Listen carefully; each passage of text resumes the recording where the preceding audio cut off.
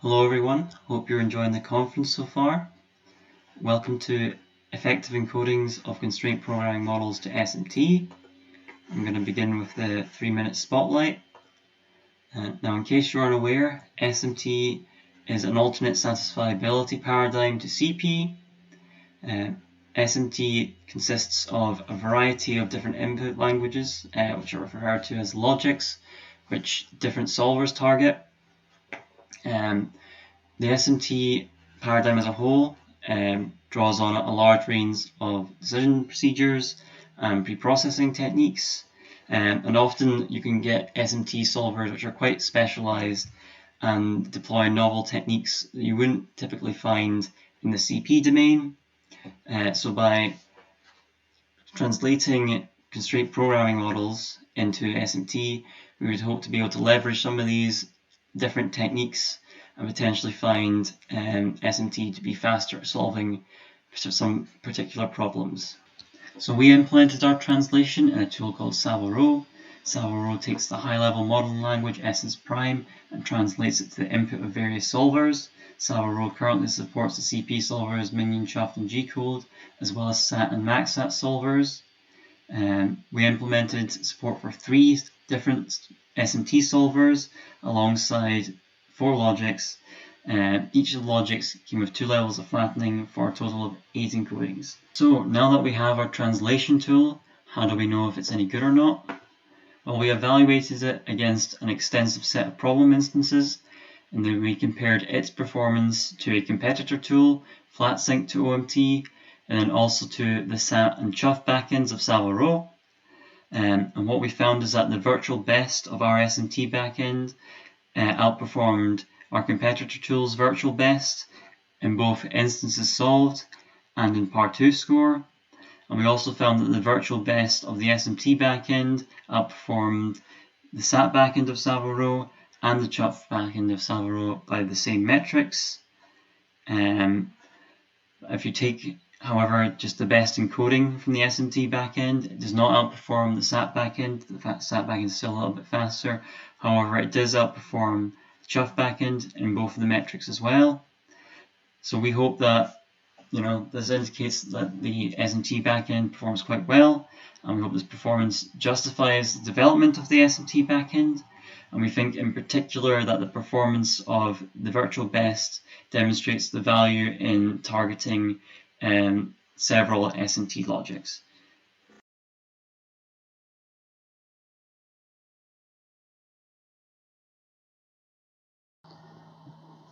So hello everyone, welcome to the everything else section of the presentation. I'm glad that you enjoyed the spotlight so much that you're willing to stick around. So yes, I'm going to start by talking about SMT in a little more detail. I described it as an alternate satisfiability paradigm in the spotlight, and I didn't really go into detail as to what it is. So problems in SMT are problems specified in first order logic with respect to a particular theory.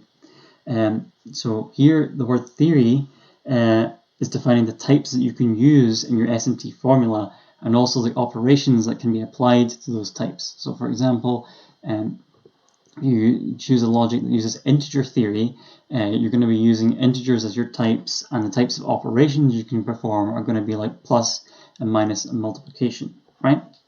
Now, logics provide additional restrictions to the formulas in addition to what types you're using.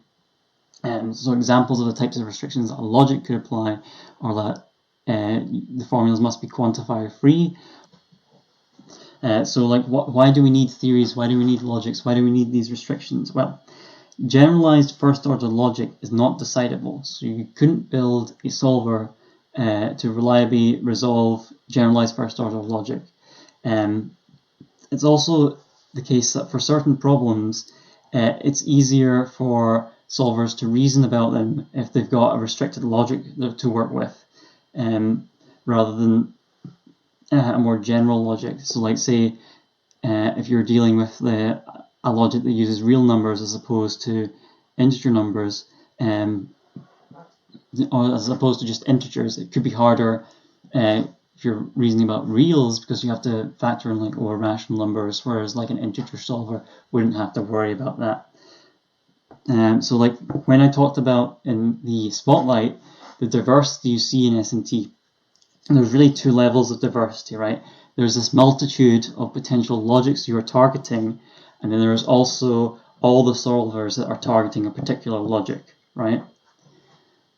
Okay, so now I'm going to go into the tool we implemented in a bit more detail. So we implement the four logics we chose to implement are quantifier-free bit vectors, quantifier-free nonlinear integer arithmetic, quantifier-free linear integer arithmetic, and quantifier-free integer difference logic.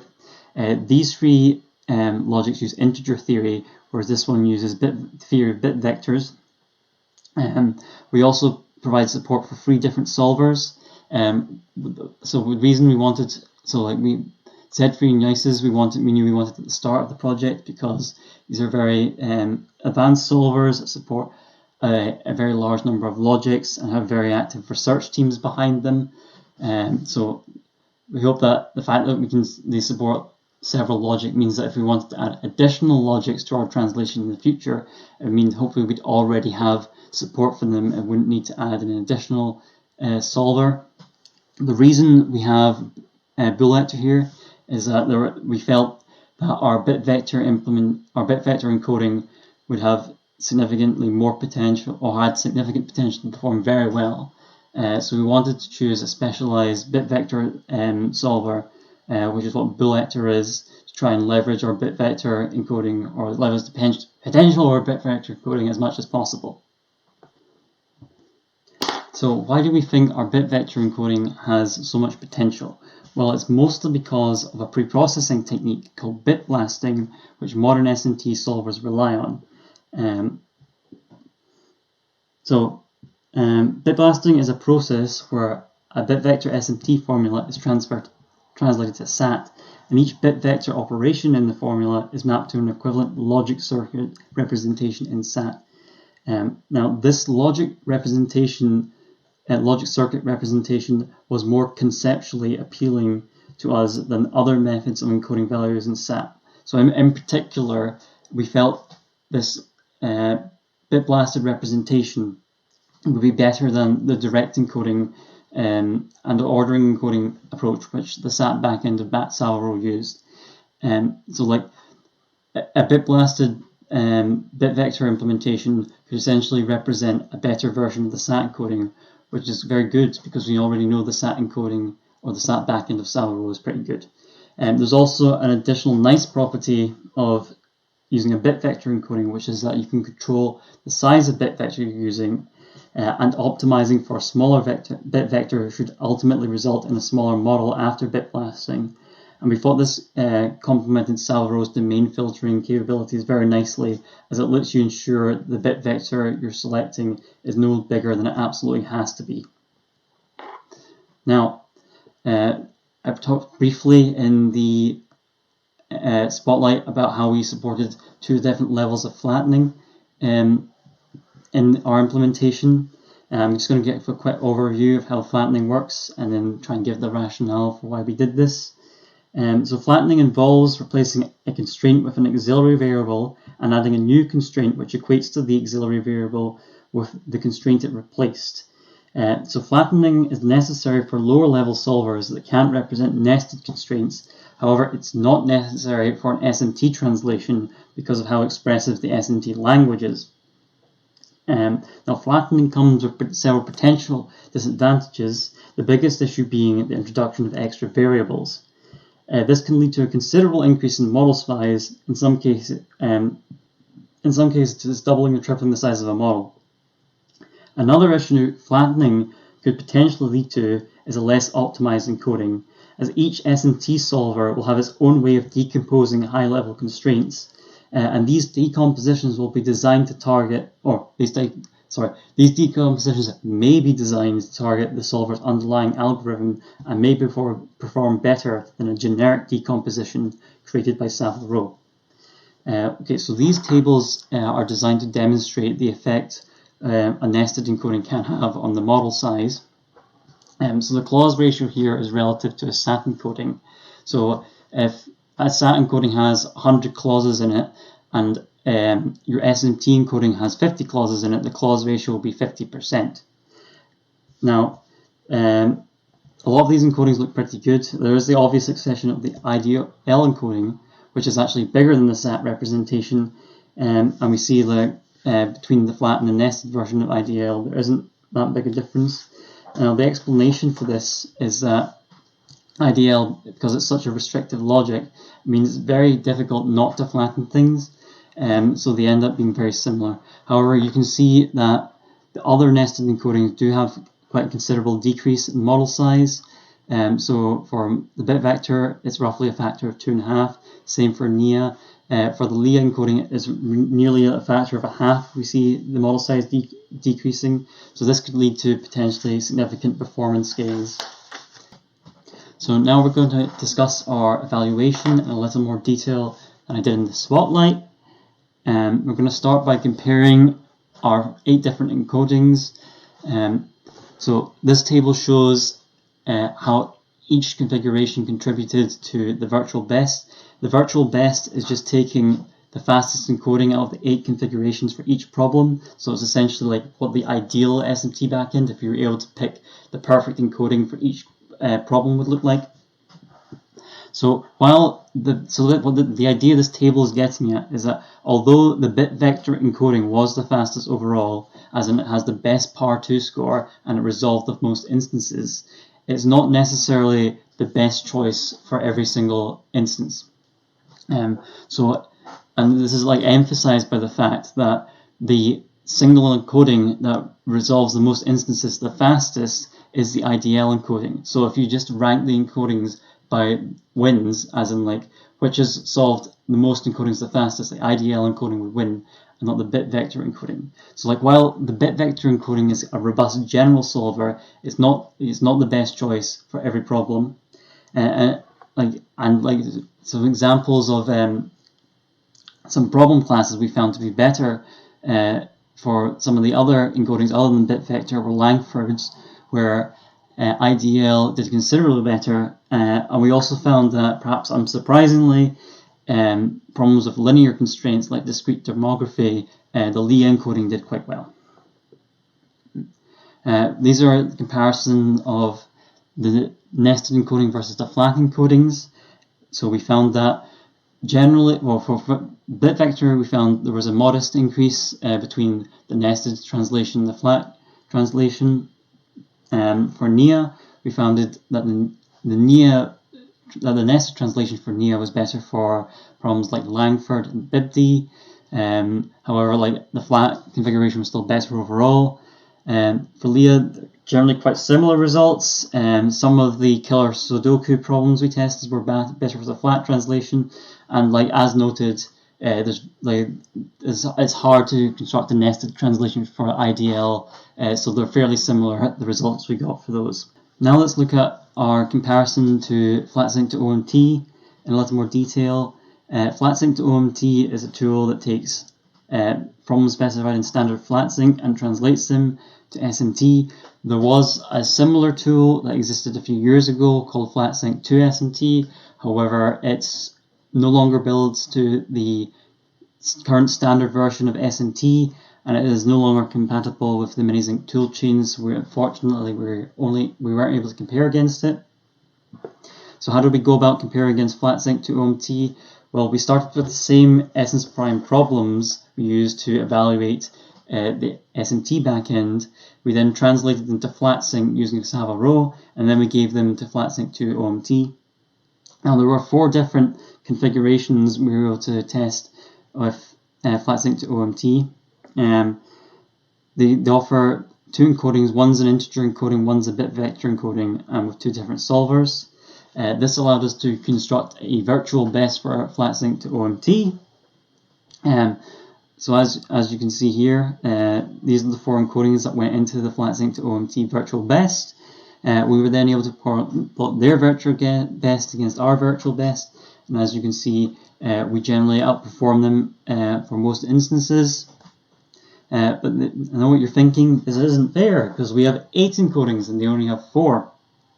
So it's not fair to compare a virtual best with 18 and a virtual best with 4. So what we did is construct a smaller virtual best for us using just our flat encodings and then compared it. And as you can see, we still win in both instances solved and par 2 score, and we still look pretty favorable on the cactus plot. We didn't just want to compare virtual bests though, so we decided we'd compare the best encoding of our translation and the best encoding of FlatSync to OMT, which incidentally were both the bit vector encodings. We also decided maybe we were getting an unfair advantage because we were using Bullvector and they were using Z3, so we also measured the performance of our bit vector encoding using Z3, and it's plotted here. So as you can see, with Z3, our bit vector encoding still resolves more instances and it still has a better par 2 score. And finally, their implementation uses a pairwise decomposition of all different constraints, whereas ours didn't. So we decided to implement ours using a pairwise decomposition to see if that was what making the difference. But as you can see, we still have an advantage both in terms of instances solved and a par 2 score. Now we're going to have a look in more detail at how the SMT backend compares to the SAT and Chuff backends of Savile Row. We're going to do this in a similar way we looked at FlatSync to OMT, as in we're going to compare the virtual best to both the SAT and Chuff backends. We're also going to compare the bit vector encoding to the SAT and Chuff backends. So here we go. Here's the SAT backend plot against bit vector encoding. So we find generally that the SAT performs better for instances of discrete tomography and Langfords, as you can see here, and also instances of MRCP-SP, which are kind of scattered up here. However, bit vector encoding performs significantly better for instances of JP encoding, where out of the 10 instances in our problem set, the SAT solved none, whereas the bit vector encoding resolved 6. So you can see these here. Now, if we compare against the virtual best, we can see it solves 22 more instances when compared to the nested bit vector encoding, and 14 more than the SAT. We can see that the virtual best improves. We can see that virtual best improves various problem classes. And it's also probably worth noting that the majority of problem instances we tested were resolved by both solvers. SAT did resolve faster. Now, in comparison to Chuffed, we can see that Chuffed is considerably better than the bit vector encoding when it comes to problems like OPD and Langfords, as you can see here. With car sequencing, we see this very mixed picture, where there's kind of these instances where Chuffed is doing better, but there's this big cluster up here where Chuffed times out. Plot the virtual best against Chuffed. Well, the virtual best improves upon instances of OPD and Langford, as well as instances of car sequencing. What I said about the SAT backend earlier is also true for the Chuff backend. So in the instances that both solvers resolve, the Chuffed backend resolves the majority of those instances faster than the SMT virtual best. However, it's the fact that the SMT virtual best resolves significantly more instances than Chuffed, as you can see here. These are all the instances where Chuffed is timed out. That gives it ultimately the better par 2 score. So finally, conclusions. Now, I just want to reiterate what I said in the spotlight, which is that our tool, SRSMT, outperformed our competitor tool, FlatSync to OMT, in our analysis. Out of all the encodings we supported, that our bit vector nested encoding was the best, and that also outperformed the Chuff backend in terms of par 2 score and the number of instances resolved. The SAT backend was still the single fastest encoding overall. However, the virtual best of SRSMT outperformed both the SAT backend and the Chuff backend. Now, this is potential motivation for future work where we could construct a portfolio of SMT encodings and then try and attempt to select which would be the best SMT coding for a particular problem, and that could involve things like the Sunny algorithm. So yes, thank you for watching the entire presentation. I hope you enjoyed it, and I hope you enjoy the rest of the conference.